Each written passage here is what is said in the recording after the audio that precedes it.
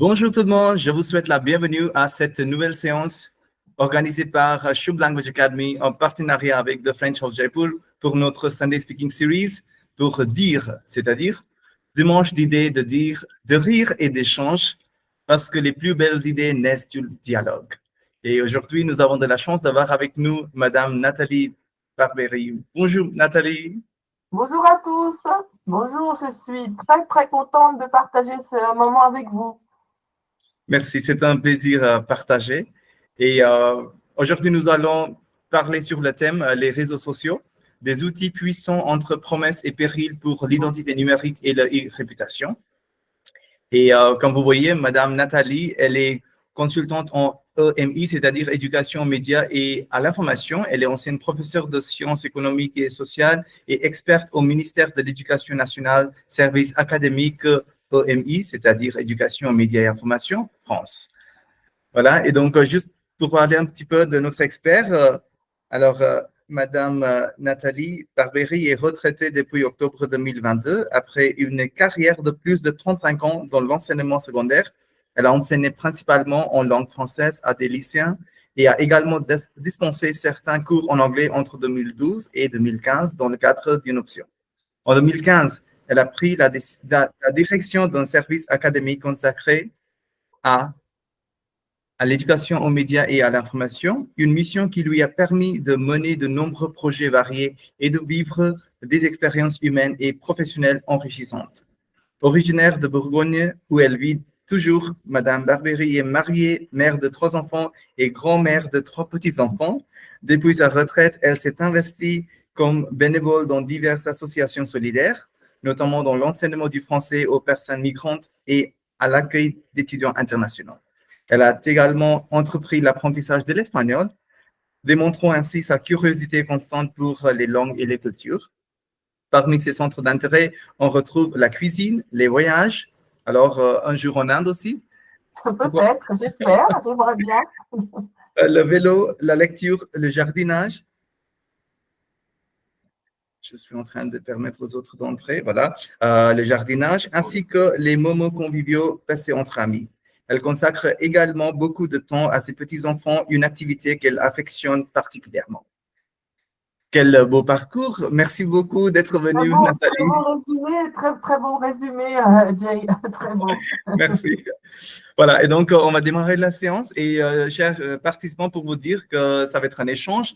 Et donc, avec Nathalie, on va essayer d'alimenter cette discussion d'aujourd'hui. Mais tout d'abord, on va passer la parole à Nathalie et puis peut-être elle va commencer par quelques questions pour voir s'il y a un petit remue-ménage qu'on peut entamer dès le début à travers ce que c'est les réseaux sociaux, la e-réputation ou même ce que c'est l'identité numérique.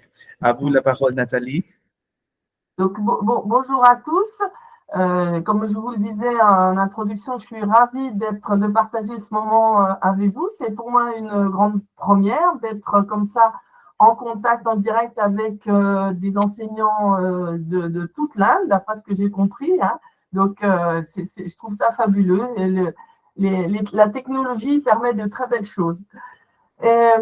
Alors, justement, on va commencer. C'est pas moi qui vais parler, c'est peut-être vous. Alors, déjà, si la question, est-ce que nous, on a en France donc un service national qui se décline au niveau régional d'éducation aux médias et à l'information? Et je sais qu'en anglais, on dit MIL, Media Information Literacy. Est-ce que c'est un concept que vous connaissez en Inde, MIL? Est-ce que ça vous parle ou pas du tout? Est-ce que ça vous dit quelque chose quand vous entendez ce mot, vous comprenez quelque chose basé sur ce mot-là? MIL, M-I-L. Vous pouvez répéter ce terme, Nathalie, M-I-L? Media Information Literacy. Voilà. C'est comme ça que les anglo-saxons appellent l'économie, l'éducation aux médias et à l'information. Au Canada, en Angleterre, aux États-Unis, on ne dit pas EMI comme en français, on dit MIL. Et bon, c'est un concept, voilà, parce qu'il y a beaucoup de pays qui font de l'éducation aux médias. Et je voulais savoir si vous, en Inde, vous avez déjà entendu parler de ce concept de MIL, parce que vous, en Inde, vous parlez beaucoup anglais. et donc Media Information Literacy. Est-ce que, Est-ce que en tant ça vous dit, qu'enseignant, ça vous parle? oui, ça vous parle? Ça vous dit quelque chose, chers participants, quand on dit Media Information Literacy? C'est-à-dire, on est en train de vraiment sensibiliser les gens à travers tout ce qui se passe pour le côté médias et information. Mais en fait, on en parle, mais pas sous ce terme-là peut-être, mais ça existe en Inde. Oui, Tanuja, tu veux dire quelque chose? Oui, monsieur. Lire et l'habilité pour comprendre et évaluer les différentes informations sur l'Internet, c'est peut-être sur le mille. Ça fait partie des compétences oui, développées par le MIL, par MIL, quoi, par cette éducation de vérification de l'information, traquer les fake news. Voilà, parce qu'en français, même nous, on dit fake news. Et on apprend dans cette éducation-là aussi à faire ça. Hein, et beaucoup en ce moment en France, à apprendre aux élèves et aux adultes à lutter contre ce qu'on appelle désinformation, contre les fake news. Ouais, c'est dedans. Oui. Ok, ça marche. Alors, ma première question, est-ce que déjà, chacun fait la différence entre identité numérique et e-réputation? Déjà, qu'est-ce que c'est que l'identité numérique? Et après, on verra la différence avec e-réputation. Est-ce que quelqu'un peut m'expliquer ce qu'est pour lui l'identité numérique?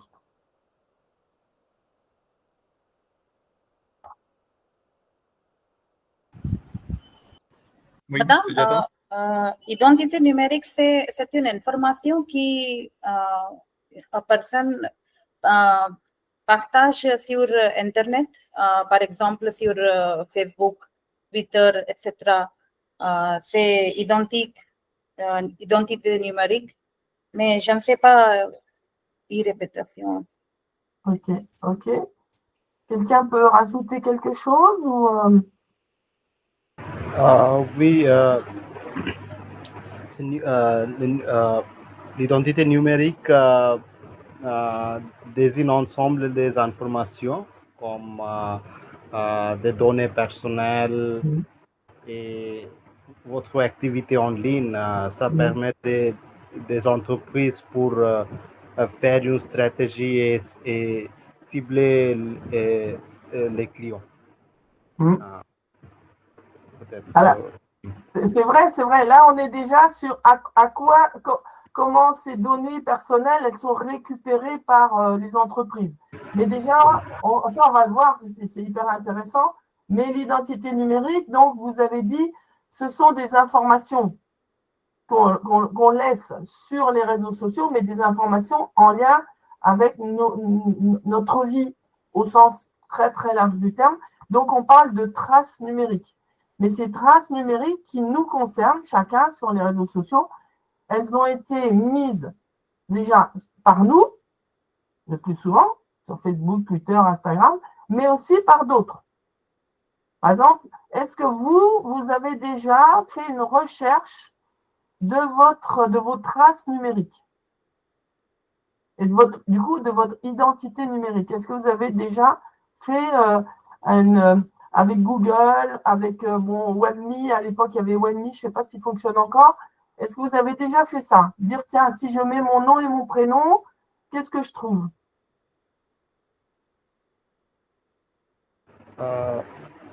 Aujourd'hui, de nos jours, il y a toutes les applications. Il faut donner des informations pour s'inscrire. C'est absolument nécessaire de partager votre numéro, votre courriel et numéro de téléphone, etc. et autres informations. C'est absolument nécessaire. Oui, mais c'est sûr. Mais après, sur les réseaux sociaux, là, de toute façon, quel que soit le site, l'application, il faut mettre le mail, son nom. Mais après, quand on fait un usage des réseaux sociaux, on met beaucoup plus. on peut mettre qu'on fait du sport, on peut mettre son lieu de travail, ses passions, si on aime la pizza ou, je ne sais pas moi, le dalle aux lentilles et tout ça. Donc, on met beaucoup de choses. Et donc, bon, je ne sais pas, est-ce que tous vous êtes sur les réseaux sociaux? Oui? Oui, vous êtes? Vous êtes sur les réseaux sociaux, tout le monde? Oui, monsieur, bien sûr. Oui. Et lesquels? Instagram ou Mhm. LinkedIn, Voilà. Ouais, les deux avec moi. ok. Ouais. Facebook aussi, madame, Facebook. Facebook, ok. X, je préfère X. X, X, ouais. Ok. Bon, moi, je suis sur beaucoup de réseaux sociaux. J'ai quitté X quand Trump a été élu et que Elon Musk a été nommé voilà, dans le gouvernement. J'ai quitté X comme beaucoup de gens ont quitté X. Et, voilà, je suis sur Blue Sky, mais bon, bref. Mais justement, donc, Priya, si je vais, par exemple, chercher ton nom et ton prénom sur Instagram, qu'est-ce que je vais trouver? Est-ce que je vais trouver des choses, tes passions, et qu'est-ce que je vais trouver? Mais ces jours, je ne suis pas très active en réseaux sociaux. Avant, j'avais, mais quand j'avais active, peut-être j'ai partagé beaucoup de choses comme des photos, des vidéos et les vidéos de mes enfants. Mhm. Ok. Voilà. Quelque Donc, chose. moi, si je te connaissais pas avant, si je vais chercher avec ton nom et ton prénom, Non, je suis en privé, pas au public. je vais quand même faire l'expérience de savoir ce que je vais trouver en mettant ton nom et ton prénom. Si les traces numériques, il y a quand même des choses qui ressortent. Ça c'est intéressant. Et justement, donc, soit on a laissé un peu de traces. Là, je vous enverrai un diaporama qu'on a fait pour des enseignants sur l'identité numérique professionnelle. Hein. Et justement, à un moment donné, on avait utilisé un tableau d'un peintre français qui est de l'époque qu'on appelle des pointillistes, c'est-à-dire qu'il faisait de la peinture en faisant des points comme ça. Et quand on regarde de très près, on voit que des points. Puis quand on regarde de loin, on voit une personne. Et là, c'est pareil. C'est-à-dire que les traces qu'on va laisser, c'est des points. Voilà. Vos enfants, votre passion pour je sais pas, pour le cinéma, etc. Et puis après, quand on recule, au final, on a quelque chose sur qui vous êtes. Et c'est ça l'identité numérique. Hein. C'est-à-dire, au final, avec toutes ces traces qu'on a laissées ou que d'autres ont laissées sur vous, par exemple, nous, on fait toujours l'expérience avec les élèves, quand ils mettent leur nom et leur prénom sur Internet, par exemple, il y en a qui sont des sportifs, donc on va retrouver des articles de presse sur eux. On va savoir qu'ils sont champions de Bourgogne de cyclistes. Donc, c'est une information qu'on va avoir, alors que moi, je ne les connais pas. Voilà. Et puis après, avec eux, ce qu'ils ont mis. Alors, c'est vrai qu'aujourd'hui, parce que le web, maintenant, il a 20 ans, enfin, les réseaux sociaux, ça a une vingtaine d'années. Hein, Facebook, c'est 2004.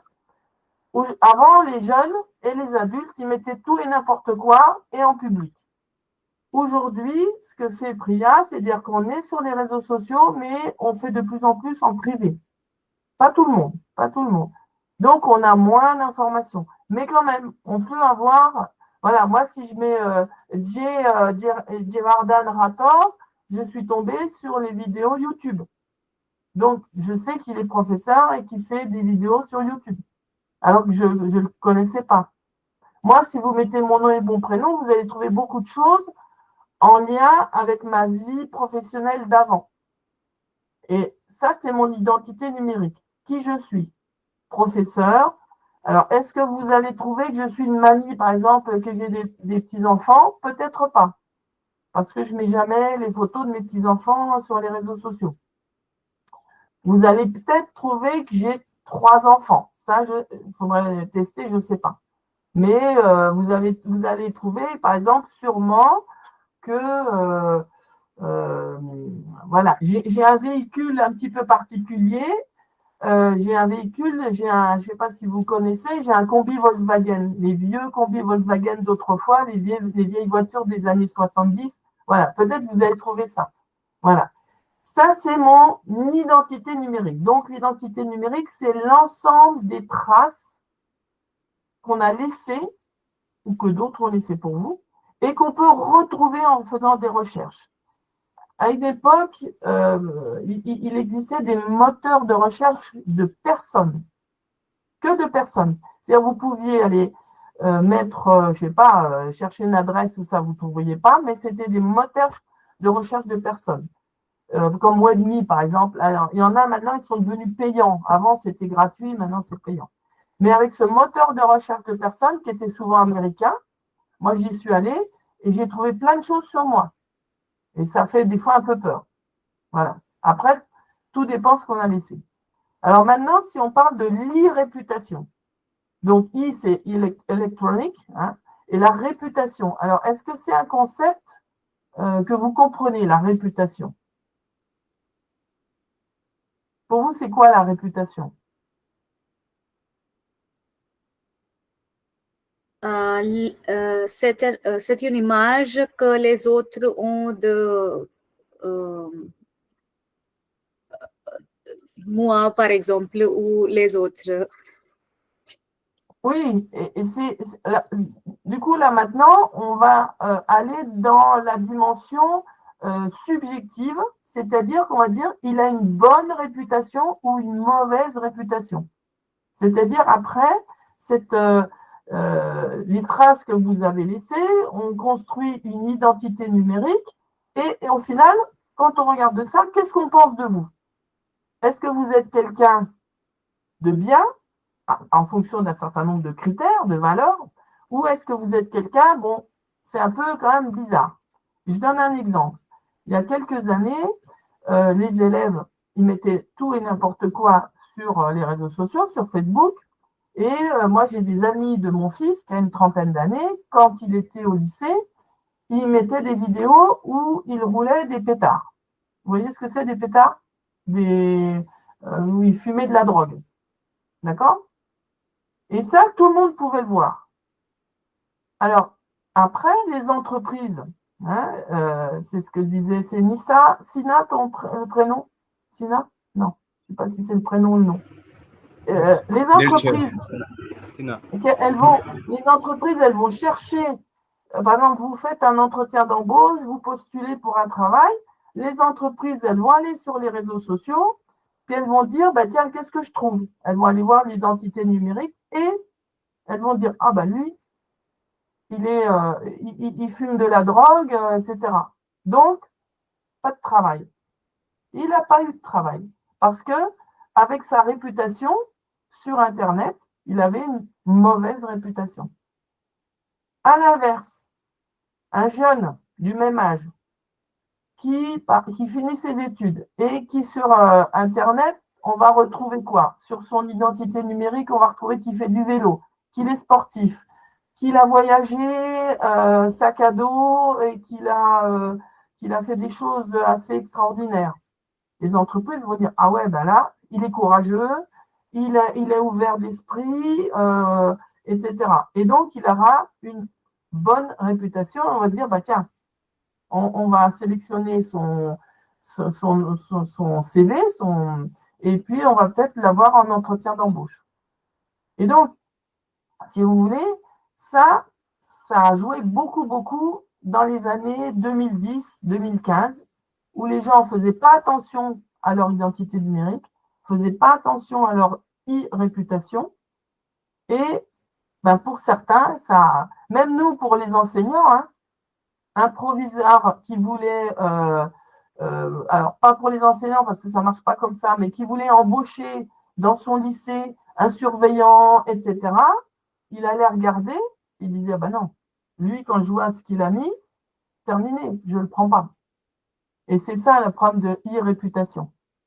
Et nous, aujourd'hui, quand on a fait nos formations pour les enseignants, on aura montré qu'il y a des enseignants en France, alors je ne sais pas en Inde comment ça se passe, notamment pour le premier degré, c'est-à-dire les petits, c'est-à-dire de 5 à 12 ans.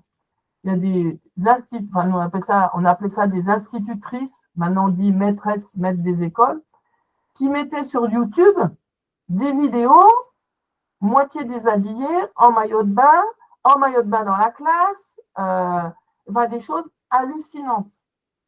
Et après, on a travaillé avec les futurs professeurs, hein, puisqu'en France, il y a une école pour les futurs professeurs, et on leur a dit, qu'est-ce que vous pensez de ces vidéos? Est-ce que vous pensez que c'est normal qu'une future maîtresse de petits de 5, 7, 8 ans se montre en vidéo que tout le monde peut voir, en maillot de bain, etc. Et donc, c'était la grande discussion sur, après, l'e-réputation. Parce qu'évidemment, les parents, nous, en France, quand il y a une nouvelle maîtresse, une nouvelle institutrice, qu'est-ce qu'ils font, les parents? Ils vont aller voir sur les réseaux sociaux, ah ben, qui c'est? D'accord? Madame, une petite question, mais Oui. il y a une différence entre la vie professionnelle et la vie personnelle, n'est-ce pas? Oui. Donc, Oui. comment on influence la vie professionnelle? La vie personnelle est totalement différente. Mais oui, bien sûr, mais on a chacun, et c'est ça qui est très important, notamment quand on est enseignant, il y a une vie professionnelle et une vie personnelle. Et la grande question, nous, qu'on pose aux futurs professeurs, c'est est-ce que sur les réseaux sociaux, vous mettez des choses très personnelles à la vue de tous? Et il y a eu un débat. Alors après, nous en France, il y a des lois. Il y a des règles, hein, il y a certaines choses, il y a des règles par rapport, nous on est fonctionnaires, et en tant que fonctionnaire, on doit respecter certaines règles en lien avec l'État. Mais la question, par exemple, les règles, elles ne disent pas les fonctionnaires n'ont pas le droit de se mettre en maillot de bain sur YouTube. Il n'y a pas de règle pour ça. Mais après, on se dit, mais c'est-à-dire, comment les élèves vont respecter un professeur qui met ce genre de choses en ligne à la vue de tout le monde? C'est des vraies questions, quoi. Alors, je ne sais pas, je ne pense pas qu'en Inde, il y a des choses comme ça, je ne sais pas. Mais chez nous, en France, ça pose des problèmes. Parce qu'il y a des enseignants qui mettent n'importe quoi.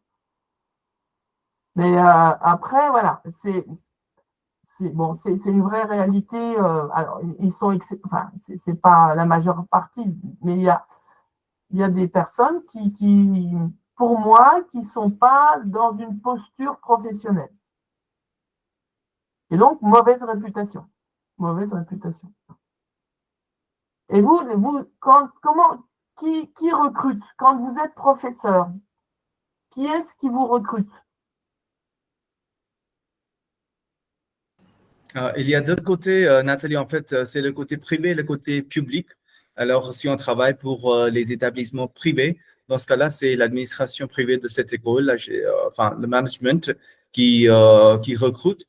Et donc, comme disait tout à l'heure Priya, mais je ne sais pas si ça se fait toujours quand on va aller chercher. On peut vraiment consulter auprès de leur compte LinkedIn. Mais je ne sais pas si le compte Facebook ou d'autres comptes privés va être vérifié avant de les embaucher. Ça, oui. je ne suis pas sûr. Mais LinkedIn, ça, c'est sûr. Et après, comme disait Priya, ça me fait penser à ça aussi. Si on peut vraiment, si quelqu'un a mis une photo, enfin une photo personnelle, et donc est-ce que ça peut vraiment jouer un rôle important pour le choisir ou pas, cette personne? Voilà, ça, c'est toujours quelque chose de discutable. Ça, c'est vrai ce que vous dites, Nathalie, que ça peut être quelque chose de discutable en Inde aussi. Ouais.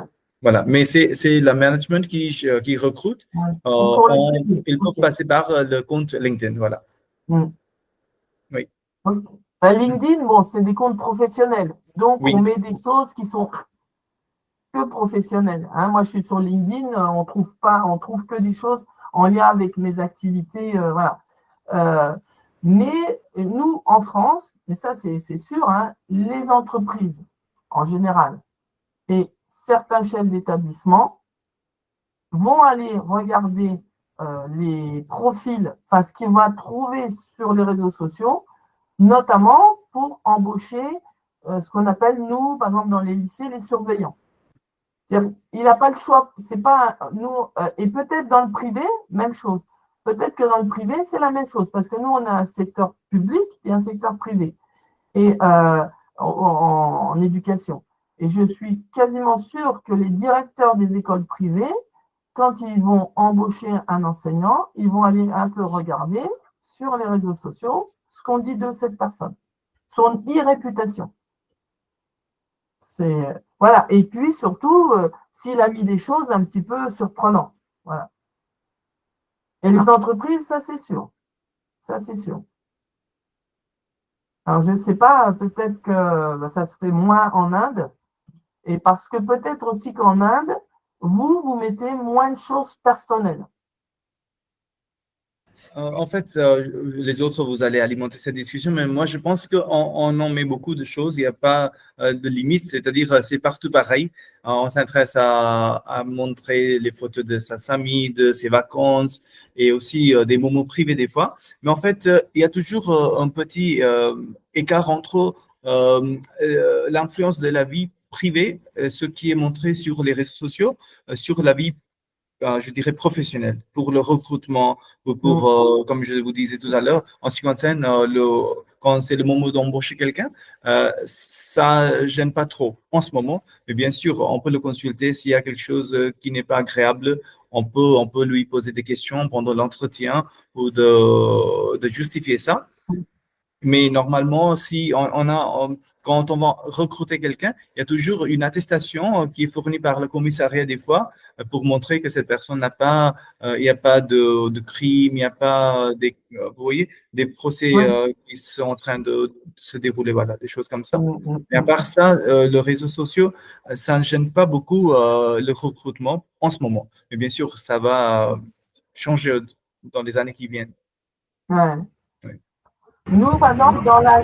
Oui. Oui, il y a quelque chose de similaire. Dans ma dernière entreprise précédente, la direction avait mis en place des clauses strictes sur le contrat de ne pas publier ou partager quelques posts, exprimer des sujets liés à la politique ou la religion, votre opinion personnelle sur la religion, etc. Vous pouvez poster votre vie personnelle, votre vacances, etc. Mais il y a strictes règles de ne pas poster sur les réseaux sociaux. Des choses trop privées. Oui, mais en France, c'est ça. Les entreprises, elles disent, nous, ce qu'on n'aime pas, c'est les personnes qui critiquent tout le temps, qui ont fait une autre entreprise et qui vont dire c'était nul, le directeur, ceci, voilà, des gens négatifs, ça, ils n'aiment pas. Et c'est vrai que si vous mettez des choses trop personnelles qui sont liées à vos engagements religieux, politiques et sexuels, par exemple, si vous mettez que vous êtes homosexuel, etc., il y a des gens à qui ça ne va pas plaire et ça va vous pénaliser dans l'embauche. Si vous mettez que vous êtes de tel parti politique, ça, c'est sûr qu'il y a des entreprises qui ne vous embaucheront pas. Ça, c'est sûr. Religieux, pareil, etc. Donc, tout ça, ça reste de la sphère privée. C'est de la sphère privée. Autre chose aussi qui peut être pénalisant, des gens qui parlent beaucoup de leur maladie. Par exemple, qui disent « Ah, j'ai encore beaucoup de maux de tête, j'ai très mal à la tête, je ne suis pas allé travailler, j'ai mal à la tête. » L'entrepreneur, il va dire bah, « Celui-là, moi, j'en veux pas. » Parce qu'il ne va pas être…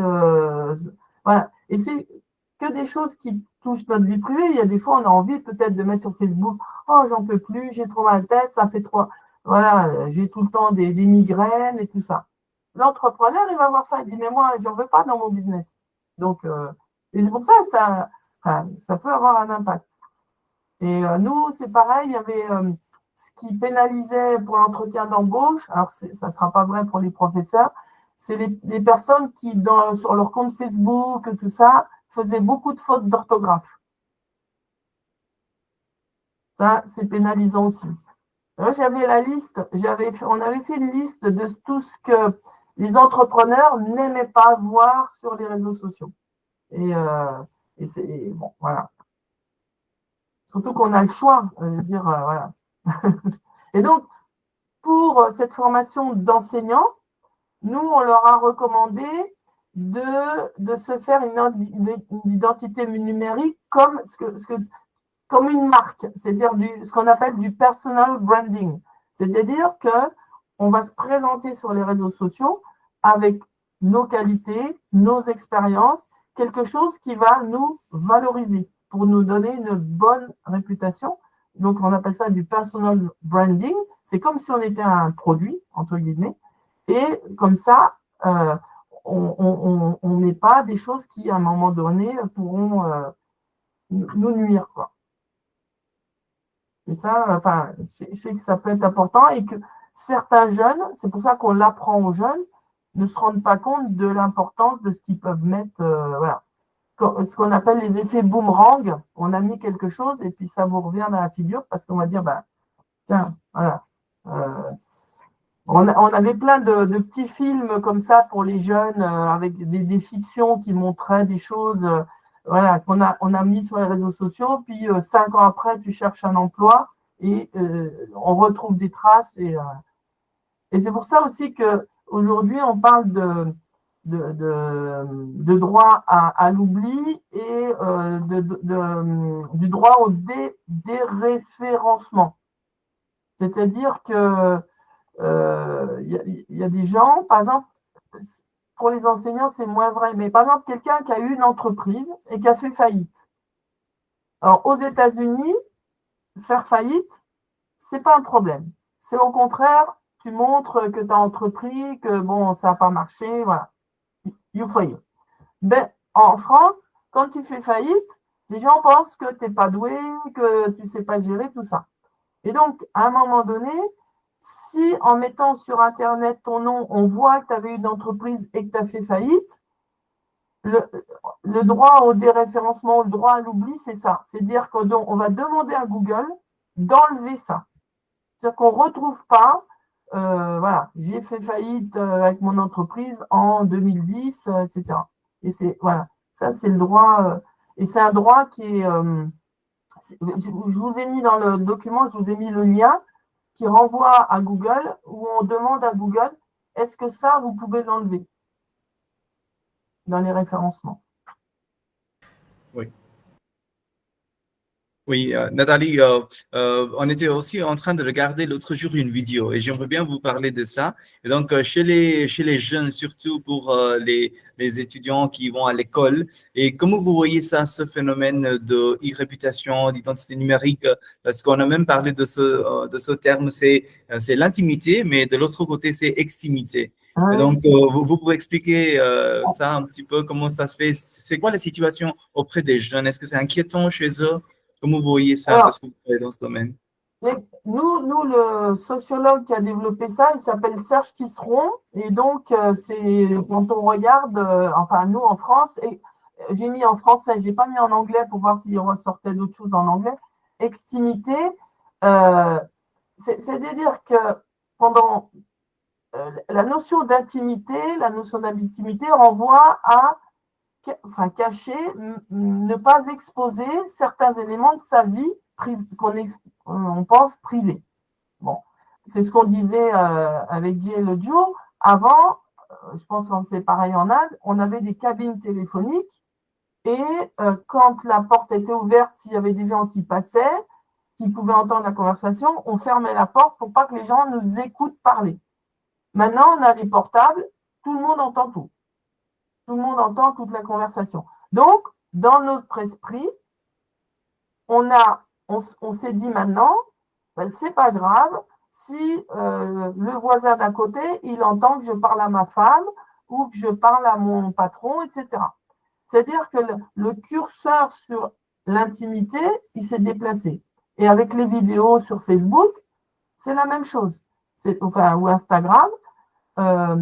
Avant, on n'aurait pas imprimé des photos de nos enfants et mis au milieu du village toutes les photos de nos enfants depuis qu'ils marchent, depuis qu'ils mangent tout seuls, etc. On n'aurait pas mis ça au centre du village, etc.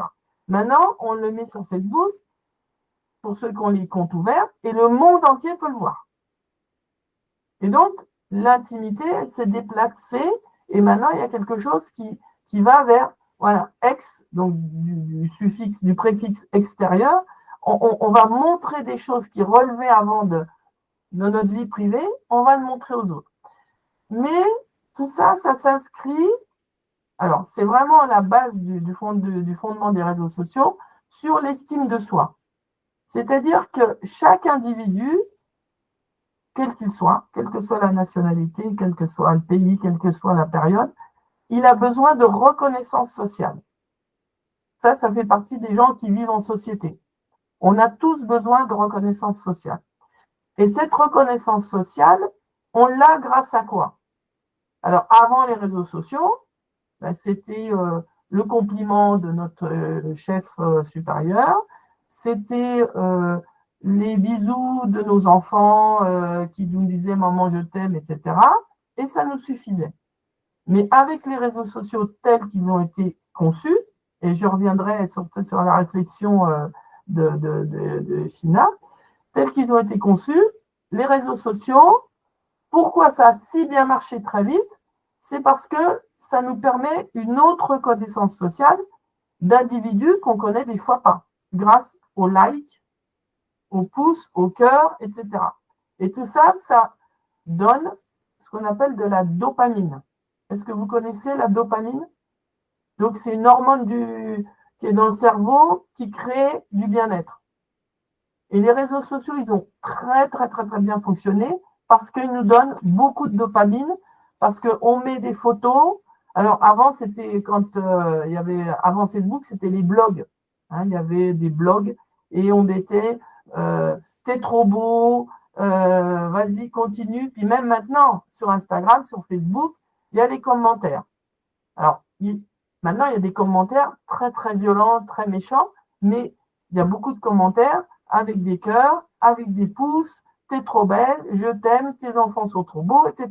Et là, nous, dopamine, on est boum, estime de soi, on est fier, on est content et on continue de publier. Et même sur X, moi, quand j'étais sur X et que je travaillais, je postais quelque chose de très professionnel. Et qu'est-ce que je regardais à la fin de la journée? Je regardais combien de personnes avaient vu mon post et surtout si la rectrice ou le recteur avait vu mon post, c'est-à-dire mon supérieur hiérarchique. Puis si la rectrice avait mis un pouce ou super, boum, dopamine, génial. Et voilà, et on est tous comme ça. Hein. Alors ça, c'est de notre côté. Hein. Et donc, l'estime de soi, et c'est pour ça qu'aujourd'hui, par exemple, TikTok, c'est ça, puissance 10 000. Les filles, elles dansent, elles font des chorégraphies, les garçons, ils font des trucs incroyables, ils sont en vélo par-dessus je sais pas quoi, ils font des... Voilà, et là, il y a des pouces, il y a des likes, il y a 10 000 vues, et puis même quand ils sont sur YouTube, quand ils sont vus par des millions de personnes, il y a les revenus publicitaires qui arrivent, donc là, il y a la dopamine plus l'argent, donc ça fonctionne très bien. Ça, c'est le côté, bon, enfin, entre guillemets, le bon côté. Après, il y a tous les effets pervers que vous connaissez, l'addiction, la dépendance, et puis après, toutes les... Enfin, je ne sais pas en Inde, hein, mais nous, il y a des enfants qui sont hyper fragilisés par les usages des réseaux sociaux. Parce qu'il y a du harcèlement, il y a de la méchanceté, il y a de l'agression, et puis il y a des trends, des tendances. Par exemple, nous, je ne sais pas en Inde, mais les filles, il faut qu'elles soient maigrissimes, il faut qu'elles soient hyper maigres sur Instagram, sur tout ça. Donc, on oblige, faut qu'elles soient hyper belles, hyper maigres. Mais moi, quand je vous parle de ça, c'est des élèves qui ont 7, 8 ans, 10 ans, 12 ans, 15 ans. Ça commence tout petit chez nous. Hein. Et donc, il faut avoir les lèvres refaites, il faut avoir des seins comme ça, des fesses comme ça, une peau comme ça, et ils font n'importe quoi. Et en plus, ils sont tout le temps dans c'est pas assez. Donc, il y a une frustration, ce qu'on appelle, les sociologues, ils appellent ça la dépression par comparaison. C'est-à-dire, je vois la nana, puis en plus, maintenant, avec l'intelligence artificielle, elles n'existent même pas, les nanas, ce qui est terrible. Elle voit une fille hyper belle, hyper bien faite, je veux ressembler à ça, puis j'y arrive pas. Donc, dépression. Et puis en plus, il y a ceux qui t'envoient, mais t'as vu comme t'es moche, suicide-toi. Nous, tous les ans, il y a des suicides en lien avec les réseaux sociaux. Est-ce que vous avez ça aussi en Inde? Oui, ça existe en Inde aussi. Je ne sais pas si les autres vous êtes au courant, mais il y avait une YouTubeuse qui s'est suicidée parce qu'elle n'a pas pu atteindre le niveau de, je sais pas, un certain nombre de fans, d'adeptes, De followers? oui, de followers, voilà. Et donc, elle s'est suicidée. Je pense que ça fait 2 mois que c'était à la télé, c'était partout cette information, cette nouvelle. Voilà. Et donc, c'est vraiment inquiétant auprès des jeunes, même en Inde. Et donc, c'est un phénomène mondial. Et vos élèves, vous avez tous des élèves là? Oui, il y a des cas de cyberharcèlement. Cyberharcèlement, À oui. cause de cyberharcèlement, des trolls ou les harceleurs sur les réseaux sociaux peut-être suicidés. Disons, à cause de la conséquence comme dépression et euh, euh, des moments tragiques quand vous trollez quelques personnes personnellement et abuser quelque chose où il y a des problèmes aussi traumatisme mental. C'est commun sur les réseaux sociaux. Les sociologues, enfin chez vous, ça va être pareil, ils ont listé toutes les maladies mentales qui sont liées aux usages des réseaux sociaux. Et il y en a, et on voit, nous, les jeunes, qui vont mal, qui vont très mal. Alors, les filles, c'est la beauté, il faut être très belle, très bien faite et tout ça. Et les garçons, c'est de plus en plus, il faut être bodybuildé, il faut avoir des muscles partout.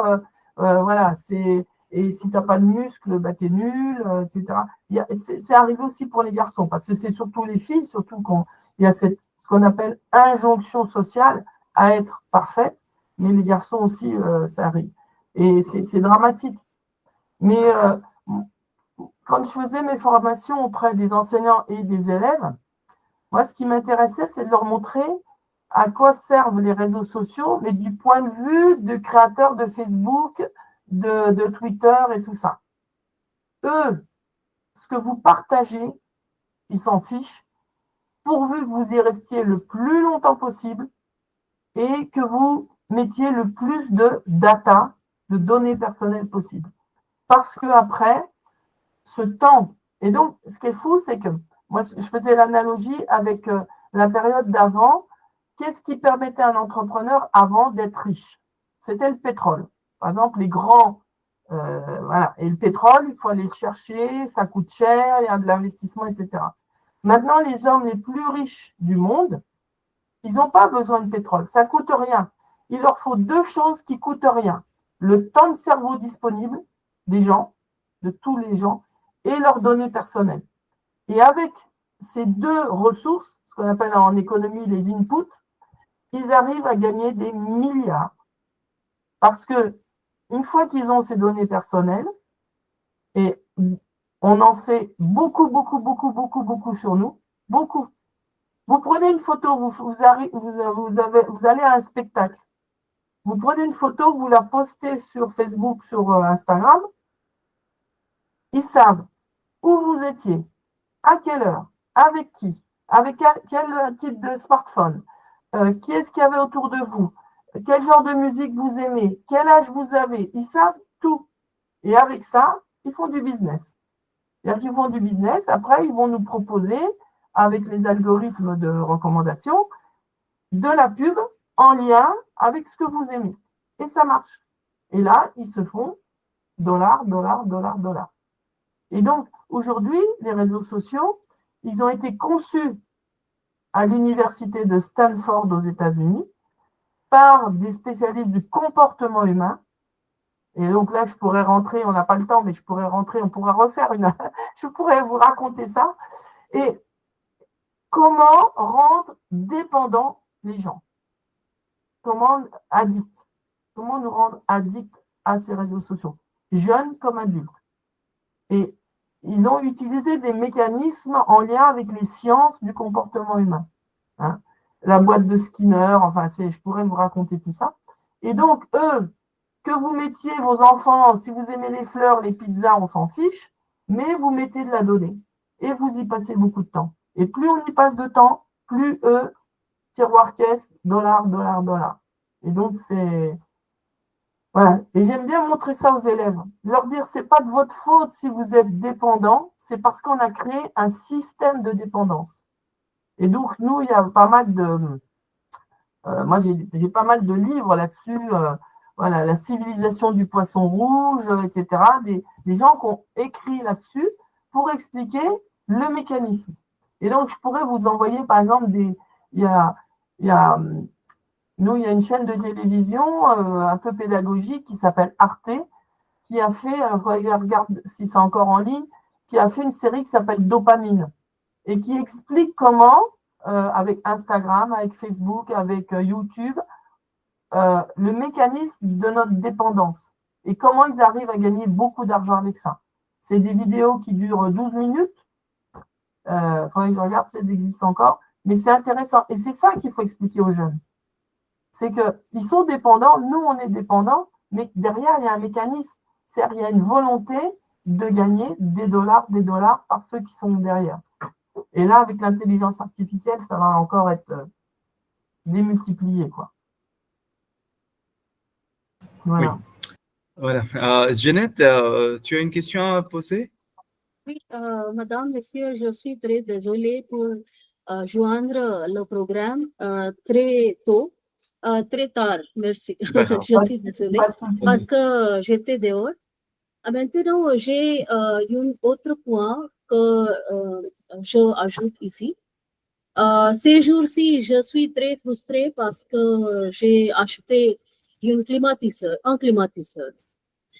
J'ai vu l'avis ou l'opinion sur l'Internet qui se concerne avec les opinions ou l'avis sur les gens qui, les climatiseurs, peut-être les services de climatiseurs, c'était très bon.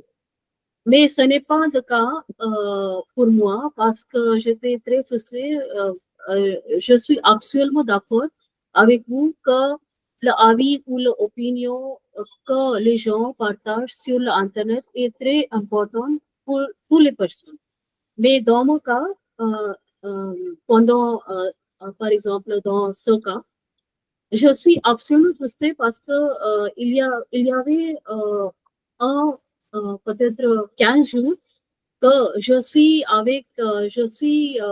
très mécontente avec le service qui les gens me donnent, qui se concernent avec le climatiseur. L'opinion ici que peut-être beaucoup de fois ou plusieurs fois, l'opinion qui sont peut-être ce que l'on parle d'ajouter sur l'Internet, ce n'est pas très clair, ce n'est pas très facile pour comprendre pour les personnes comme moi. Donc, il crée une situation comme la frustration, etc. Oui, je comprends. Alors, ce qu'il faut savoir, certaines entreprises payent des services pour mettre des avis qui sont, donc, ce n'est pas des vrais avis, ce n'est pas des vrais clients. Et c'était surtout vrai sur YouTube, pour les vidéos YouTube, pour faire croire qu'on avait 10 000 followers, qui étaient tous contents et tout ça.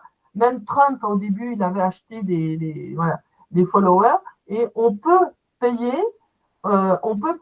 des gens pour mettre des avis, enfin des gens, c'est des sociétés qui se trouvent, je ne sais pas où, hein, et on peut payer. Alors, des fois, il y a des vrais clients qui mettent un avis.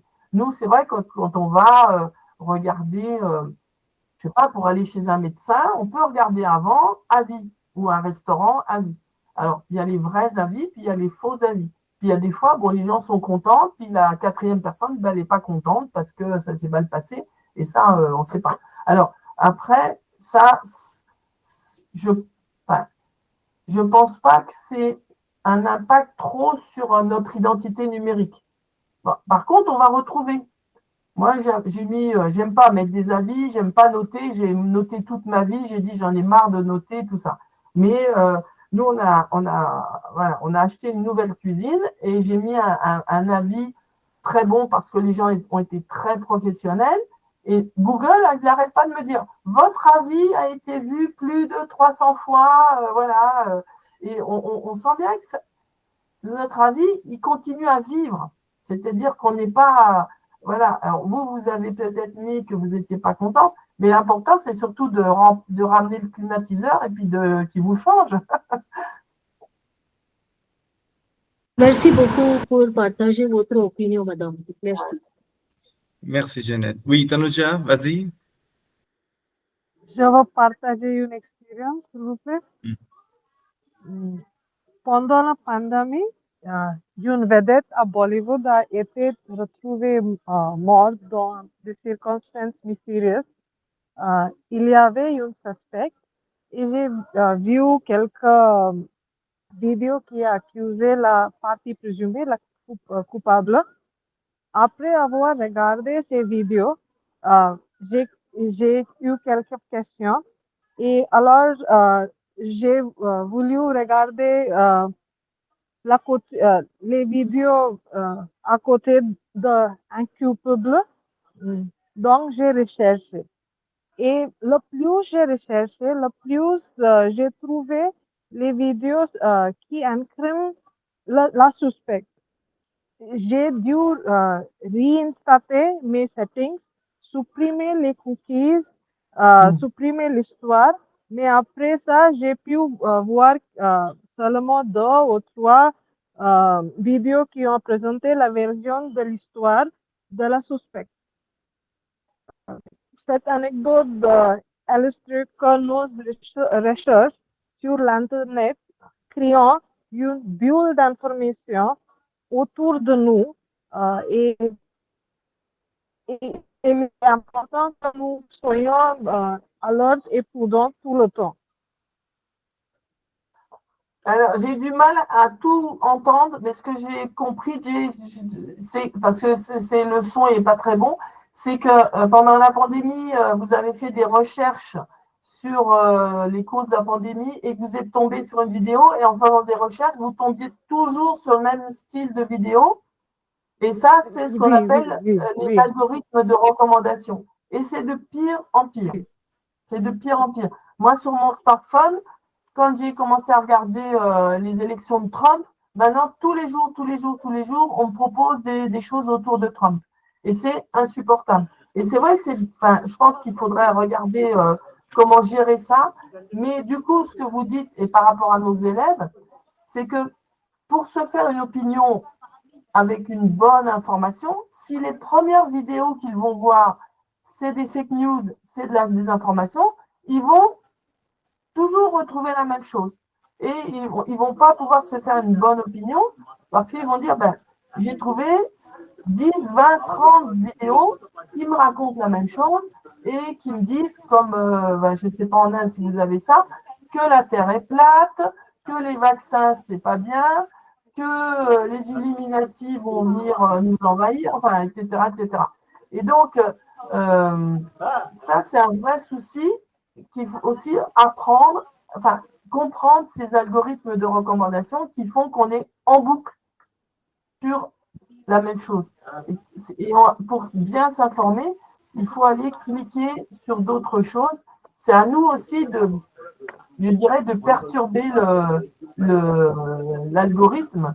Mais si on se laisse avoir en disant, tiens, il me propose ça, il me propose ça, il me propose ça, on est fichu. Mais je comprends, enfin, je sais pas, je pense que c'est ça dont vous parliez. Même on peut le voir aussi quand on recherche quelque chose sur Amazon, supposant qu'une portable et pendant toute la journée, toute n'importe quoi on fait sur l'Internet, on peut voir la publicité des portables, les promotions différentes. Oui, oui, oui, oui. Ça, c'est les cookies.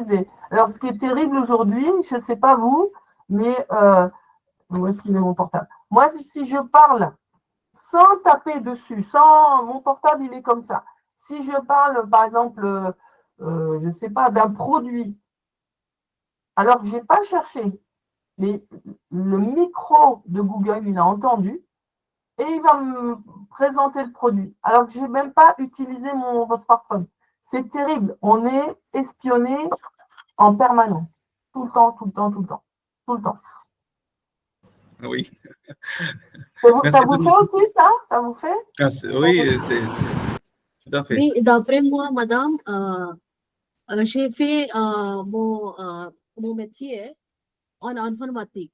Et d'après moi, l'algorithme pour toutes les choses, pour peut-être les algorithmes qui sont concernés avec les algorithmes numériques, c'est très, très compliqué pour comprendre. Mais je suis absolument d'accord que l'algorithme est très compliqué parce que si les personnes ajoutent les avis, l'algorithme ici donne les opinions qui se concernent avec les deux choses. L'opinion, les personnes et le data ou les données qui se concernent avec l'algorithme. Oui, je suis absolument d'accord. Merci. Merci, Janet. Comme on est vers la fin, rapidement, Nathalie, on aimerait bien voir auprès de vous parce que vous parliez d'un dispositif, surtout dans les écoles, et aussi comme on parle de e-réputation, comment est-ce qu'on est tous en train de soigner son e-réputation surtout. Et donc, comment ça s'évolue chez les lycéens, chez les collégiens, et c'est quoi ce dispositif? Vous pouvez nous en parler un petit peu pour avoir une idée? Oui, alors, en France, donc il y a au niveau national un service dont je dépendais qui s'appelle le CLINI. Donc, il y a un service d'éducation aux médias et l'information et qui est en charge de mettre en place des dispositifs pédagogiques pour les professeurs et après pour leurs élèves, évidemment, et aussi même maintenant pour les parents d'élèves. Hein. Et donc, ces dispositifs pédagogiques, nous, en région, on les met en… Parce que moi, je représentais ce CLINI national sur mon académie. Et donc, moi, j'étais en charge de former les enseignants à ces dispositifs pédagogiques. Alors, en sachant que ça peut parler des réseaux sociaux, des fake news, mais aussi la création de journaux, de médias scolaires, etc. Enfin, c'est assez large. Et donc, de plus en plus, il y a des ressources pédagogiques sous forme de vidéos, de jeux, de choses comme ça. Mais le problème, c'est que moi, je formais des professeurs volontaires qui venaient se former dans nos stages. Mais en France, ce qui n'est pas vrai dans certains pays, en France, on n'est que sur la base du volontariat. C'est-à-dire que il y a des élèves qui vont après avoir des cours d'éducation média, des interventions sur l'éducation média, sur tout ce dont on vient de parler. Mais si les professeurs ne font pas les formations, les élèves n'auront pas cette information.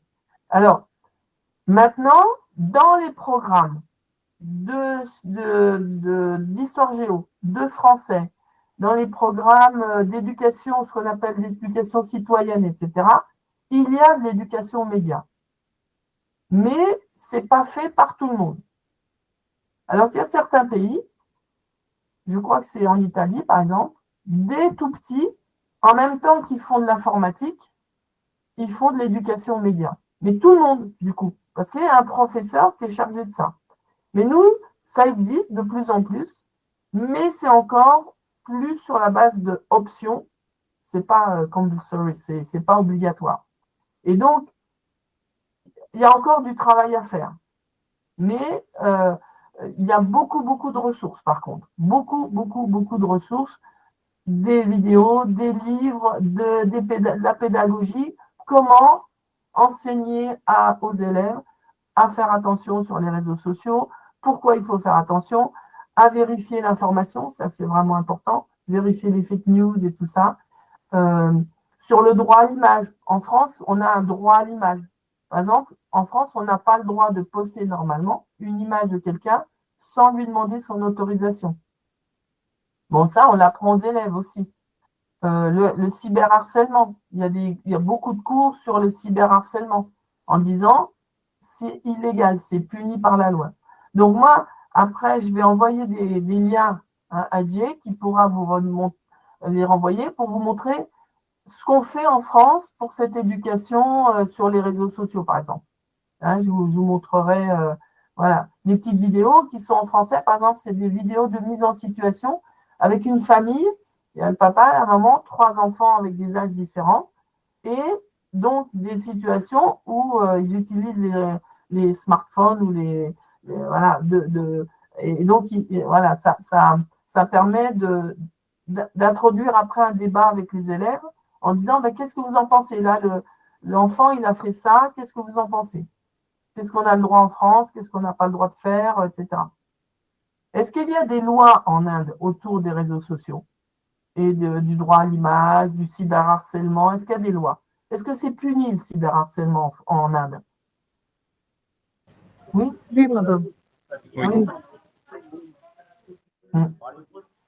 Ça commence à se mettre en place parce que ce n'est pas vraiment bien structuré, mais parce que avec comment dire, l'évolution de l'Internet et comment ça développe, on a aussi des crimes qui sont en train de se produire partout. Et du coup, petit à petit, on est en train de sensibiliser les gens et pour voir comment se protéger, surtout protéger les autres. Voilà, donc il y a des lois qui se mettent en place petit à petit. Mais c'est vrai que ça commence à être en place maintenant. Oui. Et chers participants, si vous avez des questions à poser à Nathalie. D'accord, on est vers la fin. Merci beaucoup Nathalie pour cette séance. C'était un plaisir. Et on a beaucoup appris avec vous. C'est un petit peu dommage qu'on n'a pas entendu, voilà, je ne sais pas combien on était, mais à 12. On n'a pas entendu tout le monde, parce qu'ils avaient peut-être des problèmes de micro, je ne sais pas. Mais ils vous écoutaient, donc c'était super bien. Et si vous avez toujours des questions, chers participants, n'hésitez pas à me les envoyer. Je vais envoyer toutes ces questions à Nathalie pour trouver des réponses. Pourquoi pas? Et aussi, comme vous dites, Nathalie, c'est vrai que c'est une arme à double tranchant. Il faut vraiment se méfier des réseaux sociaux et aussi de les utiliser d'une façon correcte pour l'épanouissement personnel et pour le développement professionnel aussi. Voilà. Oui, c'est ça. On ne peut pas dire pas de réseaux sociaux, ça, ce n'est pas possible. Mais les utiliser de façon intelligente. Voilà. Tout à fait. Ouais. Voilà, exactement. Voilà, merci beaucoup Nathalie, merci beaucoup chers participants d'être venus. Et je vous dis tous bonne journée, prenez soin de vous et à bientôt. Merci Nathalie. Bonne journée à tous, merci. N'hésitez pas à envoyer des... Voilà. Bonne journée. Merci madame. Merci madame. Merci monsieur, merci madame. Merci. Merci à vous, merci. Merci.